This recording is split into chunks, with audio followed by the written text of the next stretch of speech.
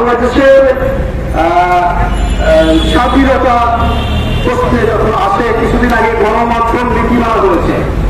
গণমাধ্যম নীতিমালা কি আছে আমি আপনারা প্রকাশ করেছেন কিনা জানি না, কিন্তু সেই বাংলাদেশে যতগুলো টেলিভিশন আছে, টেলিভিশনের ক্যামেরা আছে, তারা এখন কোথায়? আমাদের সামনে কিছু ইউটিউবার বন্ধুরা আছেন, বাংলাদেশের প্রেস, জাতীয় প্রেস ক্লাবের সামনে বাংলাদেশের টেলিভিশনগুলোর ক্যামেরাগুলো যখন নাই, আমরা মনে করি যে স্বাধীনতা আমরা এখনো পাইনি। আসুন, স্বাধীনতা নিজেই তো স্বাধীনতা পাইনি। বাংলাদেশে এখন এই ঐতিহ্যবাহী কুচকাওয়াজের খবর শুনেছি যে কুচকাওয়াজের বাংলাকে হবে না, হয়েছে কিনা জানি না। যে দেশে 3 মাসে অতিরিক্ত 5,000 কোটিপতি হয়, সেখানে কত লক্ষ মানুষ সফল হয়ে যায়, তার পৃথিবীর ট্রাকের পিছনে লাইন দেখে আপনারা বুঝতে পারবেন সেখানে স্বাধীনতা কোথায় মুখ ফুটে পড়েছে। একজন গায়ক বলেছিল না, 30 বছর পরেও আমি স্বাধীনতাটাকে খুঁজছি, 50 বছর পরেও আমরা স্বাধীনতাটাকে খুঁজছি। আজকে দেখেন দেশের বাইরে যেসব টাকা পাচার হয়ে গেছে না, সেই টাকা দেশে এনে এই দেশের হতদরিদ্র মানুষকে পুঁজি দেওয়ার কথা তিনি করেছেন মোস্তফা আমিন, জেলখানায় গরমের বস্তার মতো করছেন। গাজায় গণহত্যা হচ্ছে, দেশে খুন ধর্ষণ বেড়ে গেছে, সেই নিয়ে আমাদের প্রতিবাদ থাকতে হবে। আমরা দেখেছি শ্রমিকরা যখন তাদের বোনাস বেতনের দাবিতে রাজপথে সোচ্চার করেছে, পুলিশি অ্যাকশন আবার দেখেছি। আমরা কি দেখেছি স্বাধীনতার মুখ? স্বাধীনতা শুধু খুঁজছি। আজকে দেখেন পঞ্চগড়ে একজন ছাত্র সার্ভিস গেছে 100টা গাড়ির দখল নিয়ে।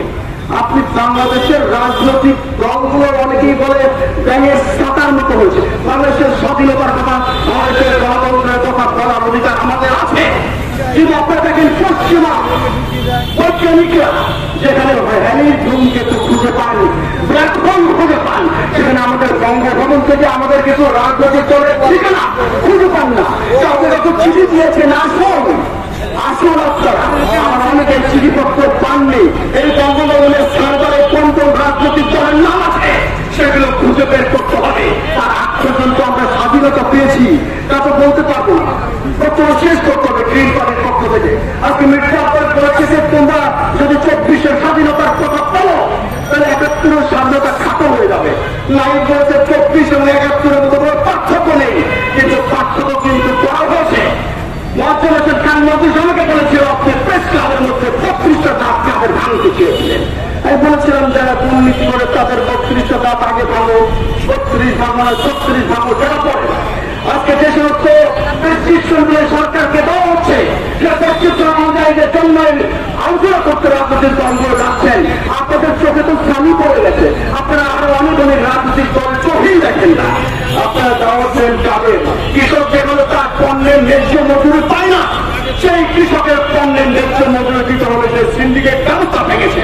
কিন্তু কৃষক মজুরি ন্যায্য দাম পাচ্ছে না, শ্রমিক তার মজুরি পাচ্ছে না। কিন্তু সাধারণ কিছু শীতকালীন মৌসুমে সপ্তাহে তরকারি খাচ্ছে, এই কেবিনও বিক্রি হয়ে যাচ্ছে। কেন যে আমরা কমে গিয়েছি।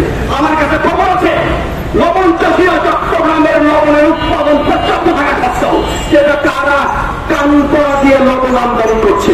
এদেশে অনেক আমদানি সেরা হয়, অনেক ব্যবসা হয়। এদেশকে স্বাধীনতা পূর্ণাঙ্গ সাথ দিতে হবে।